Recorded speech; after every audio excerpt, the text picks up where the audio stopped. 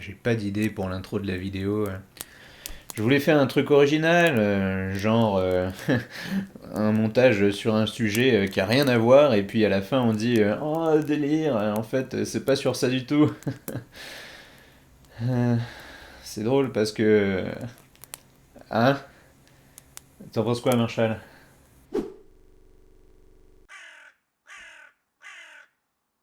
Marshall?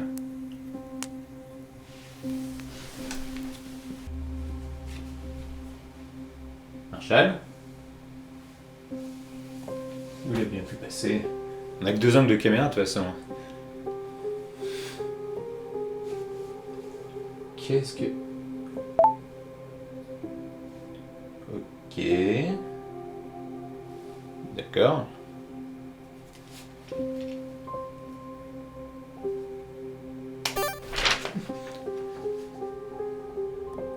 D'accord. Bon, alors, qu'est-ce que ça dit? Melvo, je suis parti pour...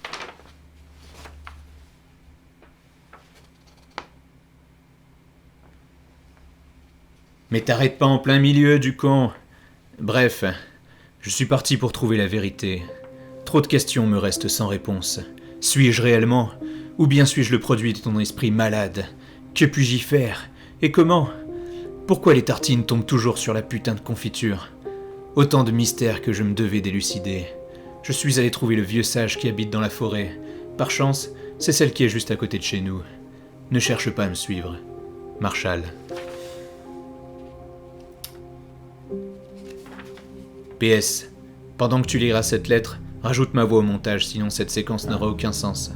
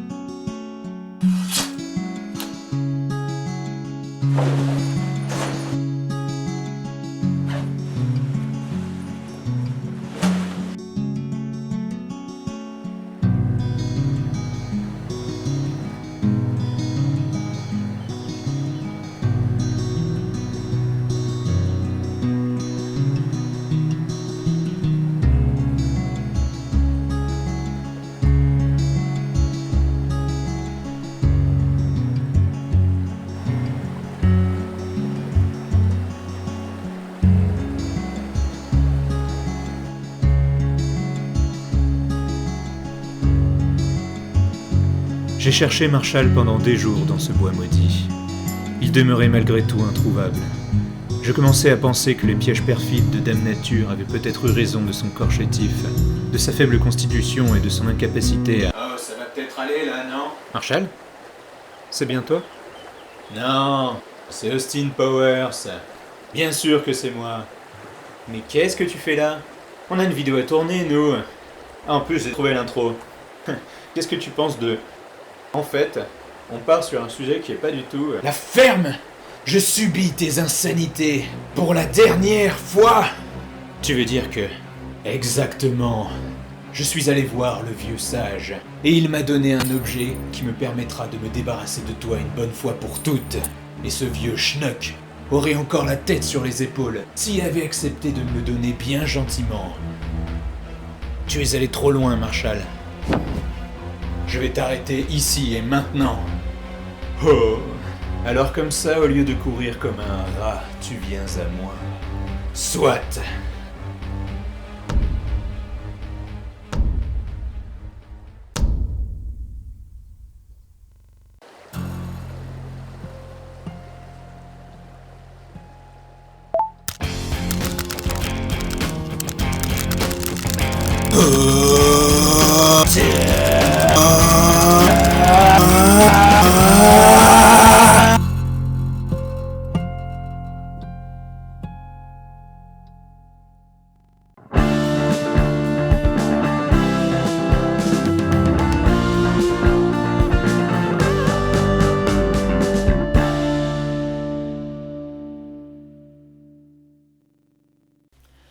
Bonjour et bonsoir à toutes et à tous.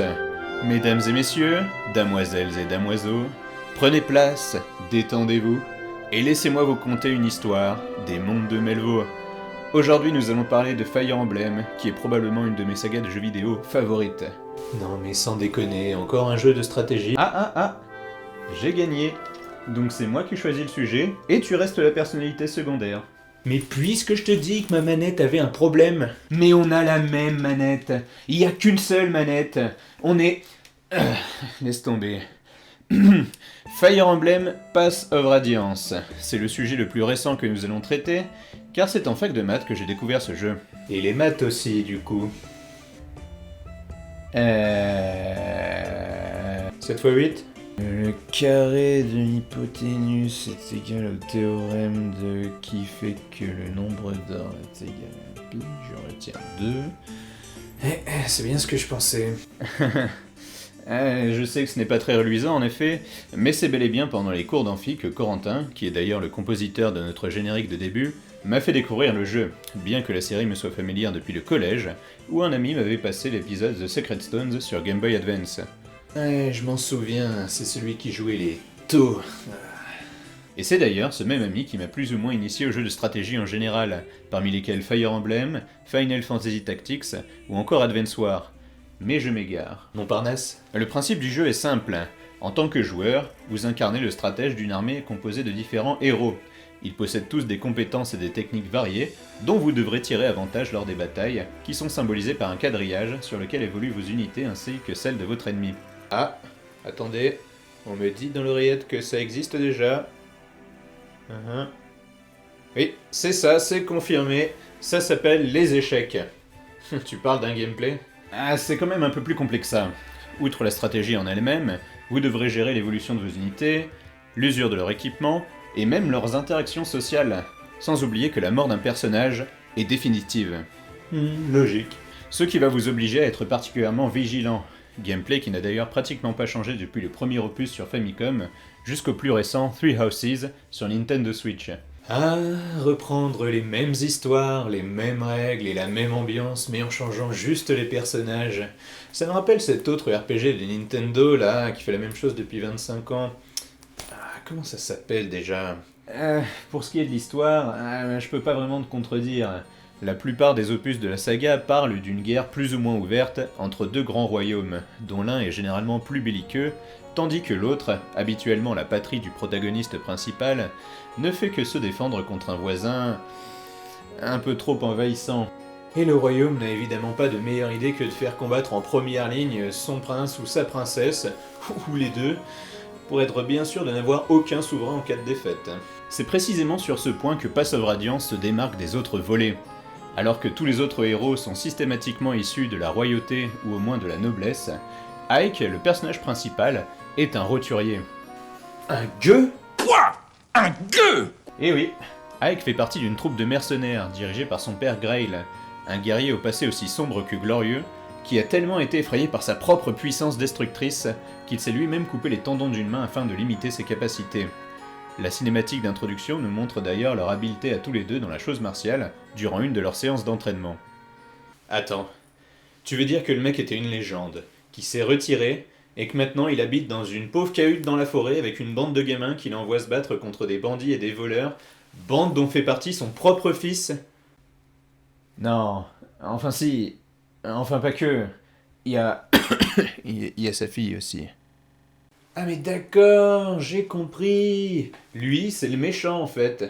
Sans aller jusque-là, il est effectivement étroitement lié à un des antagonistes majeurs du jeu, le Chevalier Noir, un de ses anciens élèves du temps où il était soldat, un escrimeur de génie qui n'aura pas tardé à devenir la plus grande fierté, mais également la plus grande crainte de son professeur.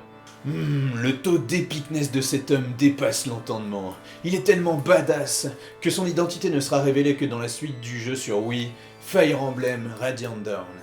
Durant l'aventure, il sera également le miroir de Ike, deux épéistes aux techniques similaires puisqu'ayant appris auprès de la même personne, deux guerriers fiers qui se battront jusqu'à la mort pour des raisons opposées. L'un veut prouver qu'il est le plus puissant, déçu de ne pas avoir pu affronter son maître à l'apogée de sa puissance, tandis que l'autre se bat pour la vengeance et la quête de vérité. Un duo sur lequel s'articulera la narration pendant une grosse partie de l'histoire. Alors on se demande à quoi servent les autres persos finalement. Leur relation prend effectivement une place très importante, mais ce qui a fait la renommée de la licence, c'est surtout la diversité, l'écriture et la profondeur des nombreux personnages jouables. En effet, chaque membre de votre armée a sa propre personnalité, ses propres motifs, craintes et angoisses, que vous apprendrez à connaître lors des dialogues. Cette mécanique narrative est d'ailleurs encouragée par le fait que les personnages qui partagent un lien affectif puissant bénéficient de bonus lors des combats. C'est vrai qu'il y avait 2-3 persos vachement stylés. À qui tu penses ? Naesala. Évidemment, le mec le plus antipathique de tout le jeu. Le roi du peuple des hommes corbeaux, au charisme inégalable, froid, pragmatique et calculateur. Un politicien et un stratège de si grand talent que même le boss final du jeu manque de se faire avoir par ses complexes machinations. Et toi ? Ike. Ah oui, ok, d'accord. On a abandonné toute notion d'originalité en fait. Si je t'avais demandé ton personnage préféré de Naruto, tu m'aurais dit Naruto, c'est ça ? Et qu'est-ce que j'y peux, moi ? Il est juste trop cool. Son character design, sa personnalité de héros de shonen un peu simple mais profonde, son style de combat bourrin mais acrobatique. Et surtout, le fait qu'il soit le seul héros de Fire Emblem qui ne soit pas noble. Ce qui fait qu'il se bat pour ses compagnons et ses idéaux, et non pas par pur patriotisme. Tout ça fait de lui qu'il est mon personnage préféré du jeu, voire de la saga, et peut-être même tout jeu vidéo confondu. Ah non, mais c'est pas grave, je constate juste que t'as pas de personnalité. Eh ben j'en ai au moins une de trop. Et puis je m'en fous, j'ai gagné. Mais puisque je te dis que c'est la manette qui avait un problème...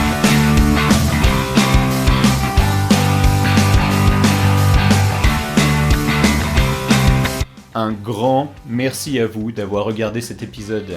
C'est la première fois que je m'essaye à ce genre de mise en scène, alors n'hésitez pas à me faire vos retours en commentaire. Je vous encourage comme d'habitude à liker et partager la vidéo, et à vous abonner si ce n'est pas déjà le cas. J'espère vous avoir fait ressentir la passion que j'ai pour ce jeu, et si j'ai donné l'envie à certains de le découvrir, ce sera déjà une très très belle récompense. Sur ce, je vous dis à bientôt, et venez nombreux pour une nouvelle aventure des mondes de Melvaux.